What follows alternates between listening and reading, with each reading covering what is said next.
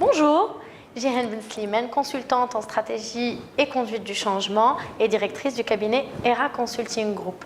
Que faire quand mon boss ne m'aime pas? Voici le sujet que nous allons traiter aujourd'hui. Eh bien, la première chose à faire, c'est de comprendre d'où vient cette impression que mon supérieur ou mon manager ne m'aime pas. Est-ce qu'il n'y aurait pas un problème de perception ou tout simplement d'impression?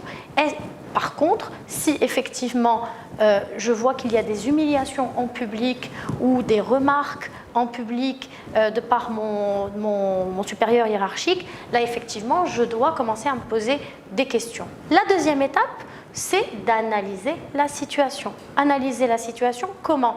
Eh bien, en se remettant en question, en prenant du recul, peut-être aussi en impliquant son entourage, les ressources humaines, votre DRH ou votre responsable ressources humaines en entreprise, les collaborateurs, pour voir comment eux, ils ont cette perception de cette relation entre vous et votre manager.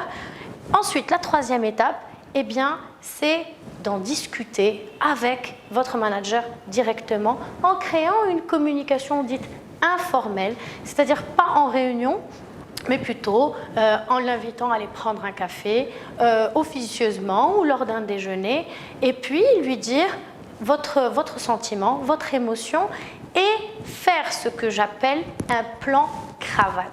Qu'est-ce que c'est qu'un plan cravate? Il y a un problème, une situation délicate, c'est le nœud de la cravate. Il faut dénouer cette cravate. Pour dénouer cette cravate, eh bien, il faut que l'autre, donc le manager, s'exprime sur la situation. Moi, je m'exprime sur la situation. C'est ce qui correspond à la tige de la cravate. Et ensuite, on va ensemble vers la pointe de la cravate, une relation gagnant-gagnant.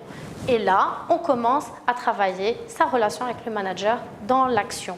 Par contre, si après avoir réalisé toutes ces étapes, la situation ne s'améliore pas, eh bien mieux vaut trouver sa place dans une autre entreprise.